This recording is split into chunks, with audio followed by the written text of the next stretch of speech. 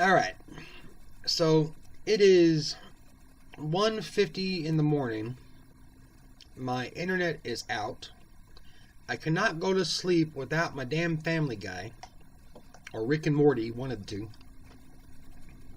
I was going to do this video tomorrow. I was actually trying to go to bed a little early, but I need something to go to bed to.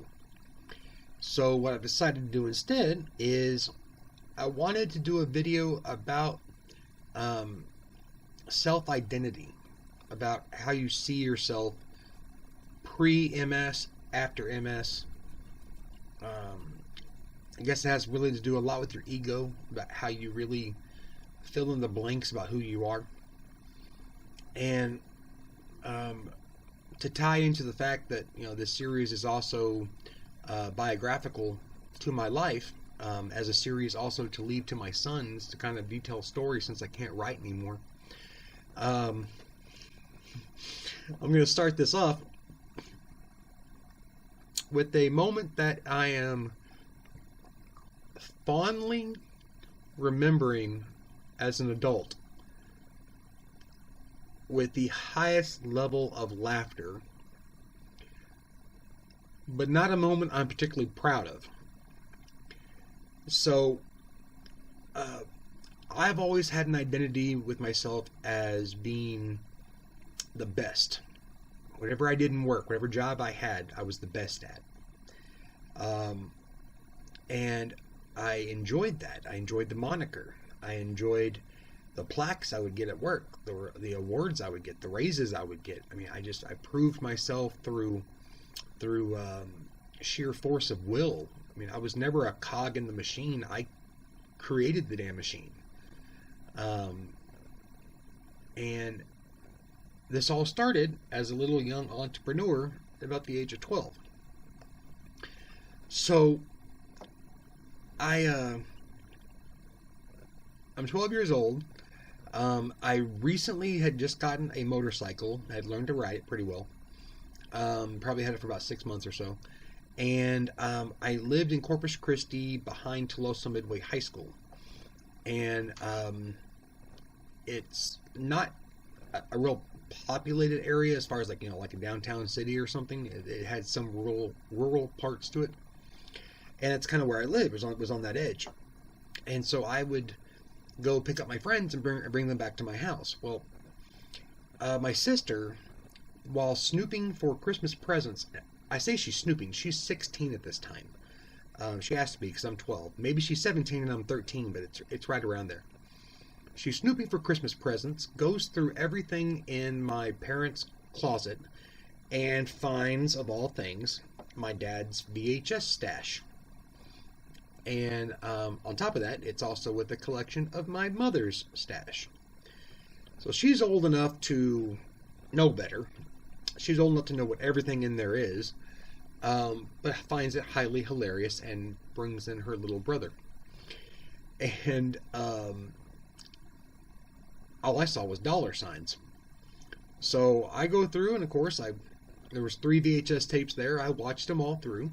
VHS, if you need to rewind back to the original point so that Dad wouldn't know that I had been watching them, I would reset the little counter to 0 to know where I needed to rewind back to. Anyway, so I watched them all. And then I decided, well, I got some friends around here. And I started charging $3 a head to come over to my house. My dad was working out of town at the time. My mom was working split shift, so I think she got home at like noon. Was home whenever I got home from school, but then left again at like 4:30. It wouldn't come back till like 9, 10 o'clock. So I had this motorcycle, so I'd go pick people up, bring them back to my house, and charge them $3 a person to come in my house, watch the videos, and take a look at Mom's collection. My sister at this time was also working, so I was always at home by myself. And this is why you never leave your kids at home until they're 30. But so this went on for a while, and I don't know, I probably made like $30 a week on top of money I was making mowing yards, which was like another $25 a week. So I was doing pretty good. I could pay for people to go to the movies. I could pay for people to go skating. I was Mr. Popular. I didn't save a bit of that money. Although I did buy stuff for me that I wanted, I would save up for. But I mean, I blew it almost as fast as I got it. Um, so all good things come to an end. Um, I had like 3 or 4 people over. It wasn't always just guys either, just so you know. That's another horrible thing. But um, let's see, 12. No, I guess I was 13 because I was in 6th grade. I had friends who were in 7th and 8th grade. My girlfriend was in 8th grade. That's how hot shit I was at the time. I was in 6th grade dating an older woman. And anyway, so she was over. The couple of guys were over, and a little scuffle broke out between 2 of my friends. One, a pretty big guy, about my size at the time. I was playing football, and the other one was a little short, skinny guy. The little short, skinny guy thought he was the chicken in Rocky, and the other guy was Rocky, and just chased him around, couldn't catch him. But then he started knocking over stuff in my house, breaking stuff. He wouldn't listen to me. He wouldn't stop. He wouldn't leave. So I went back into said closet where everything was and grabbed my dad's 22 rifle. Double checked it, pulled the trigger, checked down the thing, make sure everything, no, there was no bullet in it. Again, don't leave your kids home until they're 30. Went out there and marched him out of my house at gunpoint. So he leaves, very beat red in the face and scared, I guess. And I didn't know what to expect at that point. I figured somehow I was going to get in trouble. Somehow this was all going to come down on me. At about 9:30, 10 o'clock that night, Mom's home. I think she just got home. And the phone rings. And I'm sitting there watching TV. And my mom answers the phone. I didn't know who would be calling that late. And, yes, this is his mother. What? And she looks over at me with the dagger eyes. Stares a hole through my very soul. And you just see that, like, not tears of, like, I'm sad, but, like, tears of just fury, just building up behind her eyes. A woman who had never once spanked me in her life. I don't think she ever really yelled at me at this point. But her angel baby boy was just outed as this porn kingpin of junior high and marched this other lady's son out of the house at gunpoint like I was some kind of mafia enforcer. And honestly, I don't remember what happened after that. I could have been knocked out. I don't think that happened. But I just remember being grounded and getting in trouble, and my mom yelling at my dad about the movies being there, and I don't know. It was just kind of a weird situation. But I say all that because my son already knows this story. But he wanted me to document it eventually. Among other stories he knows, he wants all this stuff down in video form. So I thought I would start there, being that I'm talking about identity. So as time went on, I turned 15, started working at a Chinese restaurant for just a couple of days. That was a nightmare. Went on to work at McDonald's when I turned 16. Went on to work telemarketing, selling newspaper subscriptions and life insurance. Worked for American Airlines for a while. Left to California when I was 21 and started working for the casinos for I think 6 or 7 years. Made it up to management, and then from there came back to Texas. Took a huge pay cut, like a $20,000 pay cut, but was able to buy a house in Texas just because it wasn't ridiculous the way it was in California. So, come back here, work at Denny's for a while. Ended up getting myself fired. The only job I ever got fired from, was there.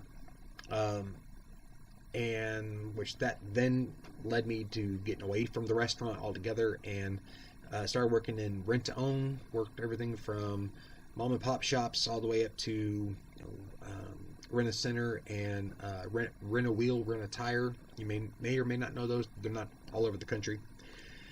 But I did all this, and again, succeeded everywhere I went. Became a training store. Became, top producer, most turned around store, those type of things. They literally moved me away from San Antonio to take over a failing store, and I turned it around, and it eventually became a training store. So I knew what I was doing. I loved what I was doing. I loved repossessions. I loved to be the dick who knocked on your door on a Saturday morning at 7 o'clock demanding my TV back. I had the aptitude for it. I had the personality for it.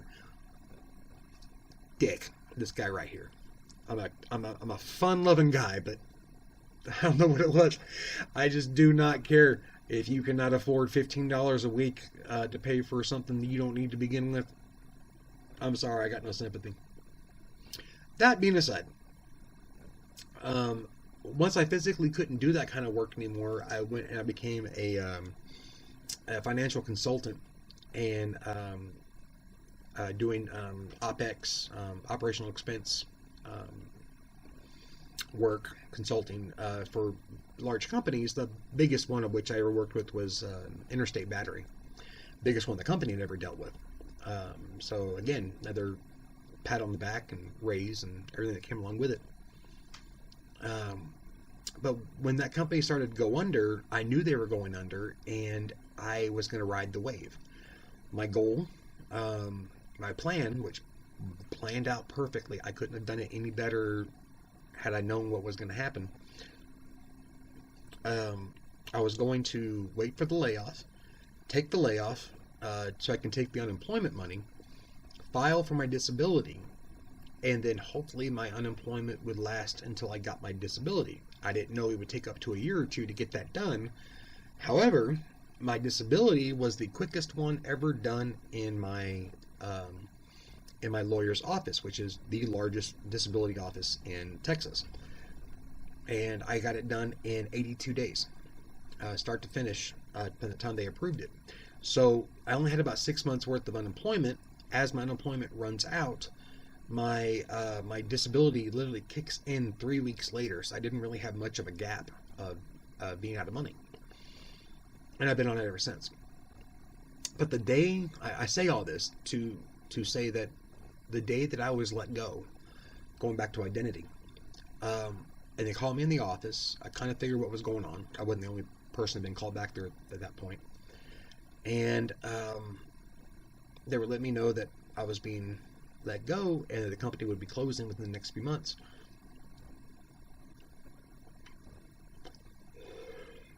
I broke down as if someone died. And they didn't know what to do with me, because here I am, I'm this big guy, big ass beard and shaved head and just talked like a sailor and everything else. And I just broke down and cried. And I put my arm, it was a female HR person, came by with my director, came around, also a female, put their arms around me. You're going to land somewhere, you're going to do this and the other. I was like, no, I'm not. I'm done. I said, this is my finish line. This is the end of my career of anything. This is my my retirement. There's no other way to look at it. I'm retiring as of this moment. I'll never work again. I'll never climb a ladder again. I'll never prove myself again. I'll never get that paycheck, fight for that raise, fight for that promotion. All the things that I had identified with as what made me a successful person. And it was crushing. I was completely devastated, instantly depressed, even though this is what I was waiting for. And so I let it go, and I went on doing my thing, and cleared out my office. At this point, I'm already walking poorly with a cane, but I had help. They went out, walked me out to my car, helped me get everything down there, gave hugs and stuff to everyone, and wished them all well. And from that point until just a few months ago, call it 2 years, I really saw myself as a waste of space, that I'm taking up resources and giving nothing back. I'm not contributing anything.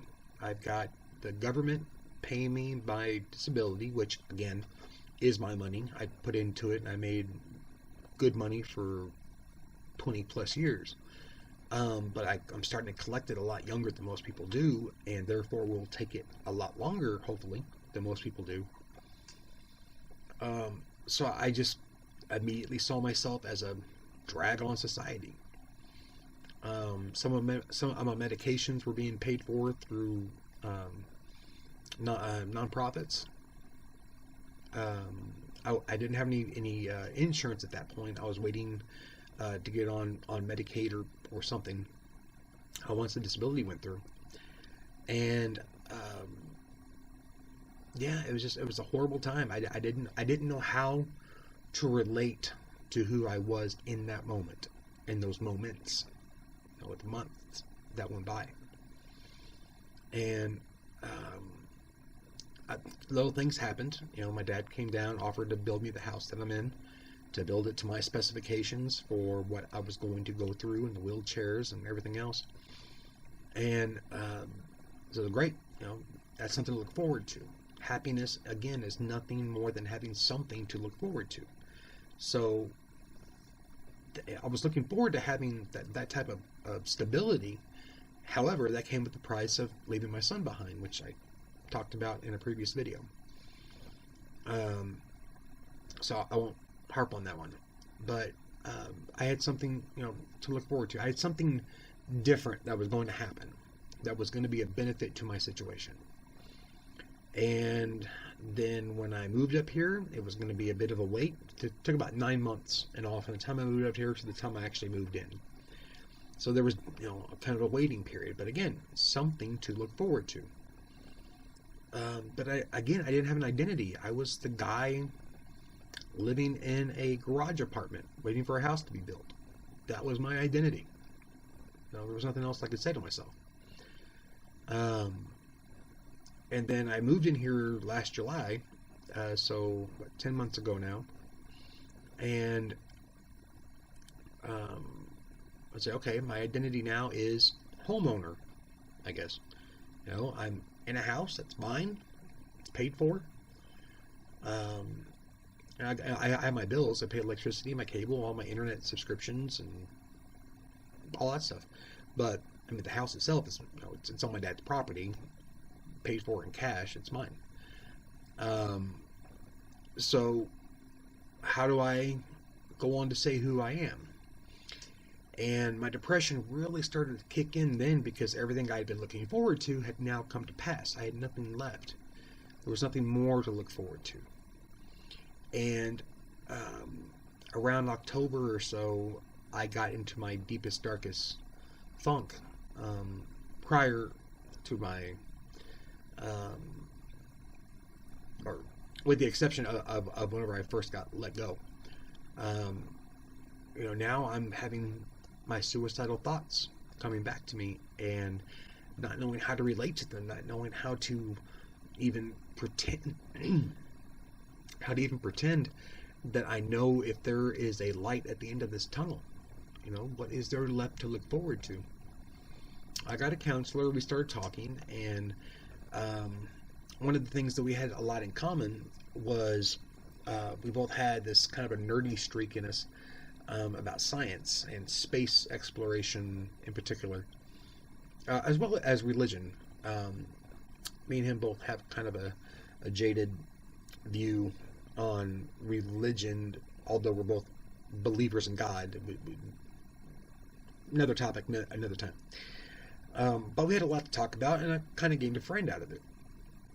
And the more I started looking into what was making me happy when he was here, was the fact that I was continuing to learn. It was being educated.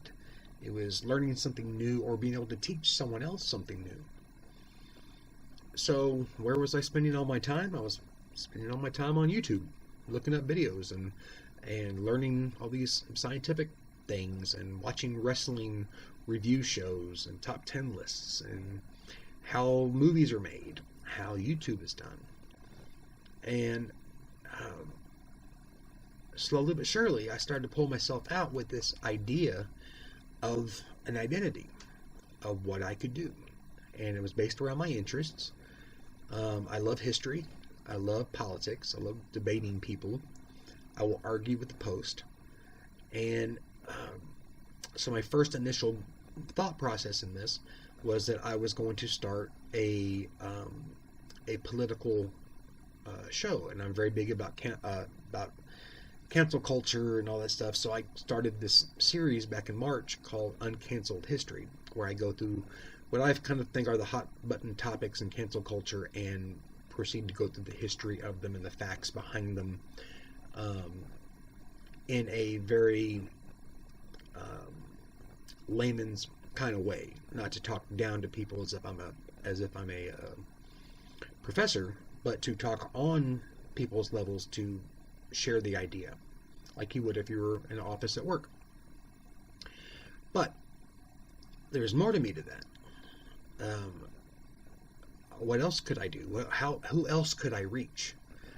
And my son started talking to me about doing, he wanted me to write a autobiography. And I started doing it at one point, and then I got to the point where I couldn't type. And then I started doing it again, but I did it in a diary format, using the Dragon program, voice to text. And I did it for about 3 straight months daily. I mean, I did a diary entry every day. But then that felt too much like a forced job. Like I couldn't just do it whenever I wanted to. I had now made it a job where I was going to have to do it every night before I went to sleep. So that got tedious, and I got tired of it. So him still wanting this, whenever I started doing the other series, he's not, of course, really into politics, but he wants to enjoy what I'm enjoying. So he said, why don't you do a biography, or why don't you do a video biography? And I said, well, I can do that, but that just kind of serves your point. I'd rather reach more people, so here we are. Here's the MS Diaries. That's kind of where this came from. So you can ask me, what is my identity? What did I find? And, Thunderduck, the name, is an identity I've had for more than 20 years. So is my identity YouTuber? Is my identity teacher? Is my identity friend? Is my identity confidant? Confessor of childish sins? All of the above. You are who you make yourself to be, and who you believe yourself to be. No one's going to believe in you if you don't. So you can say you're a great husband, wife, brother, sister, father, mother, doctor, peasant, whatever it is. You think you're great at it, then people will slowly but surely agree with you as long as you put in the work. And where do you prove your identity from? Through your work. So just because you are disabled now, if this is who's watching, if you are someone who's disabled or looking down the barrel of being disabled, do not let that be your identity. You are so many more things than 9 to 5 or 12 hours a day, whatever job you had. It's been a very interesting ride of self-discovery going through all this stuff, and I really, really have to give a hand to my Dr. Strange, that is his name, my counselor, and to kind of walk me through this. And I really do hope that you have someone there for you that can walk you through, besides what you're having to leave behind. What else do you have? Who else are you? What else have you been for everybody else? And find a way to weave that into your future. And if you're able to do that, you will see light at the end of the tunnel. And it's not all darkness. And you can pick yourself up. It's a very, very important lesson that took me 2 years to uncover. So if you're just now starting your journey through MS, I've been there. Completely understand. I won't tell you not to feel the way you're feeling. I'm just telling you, don't forget this lesson. That you are much more than what you've lost. So, until next time, I do appreciate you tuning in. Please like and share. Hit that subscribe button, as I have very unscheduled droppings for my videos. It's just as I feel up to it. So I'm going to sign off now. You guys have a fantastic day, and God bless.